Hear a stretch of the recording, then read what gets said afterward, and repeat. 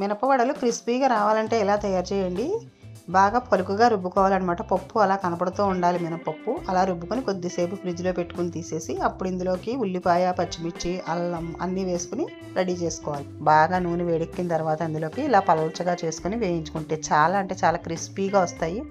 కొద్దిసేపు ఫ్రిడ్జ్లో పెట్టడం వల్ల చాలా బాగా వస్తాయి అన్నమాట.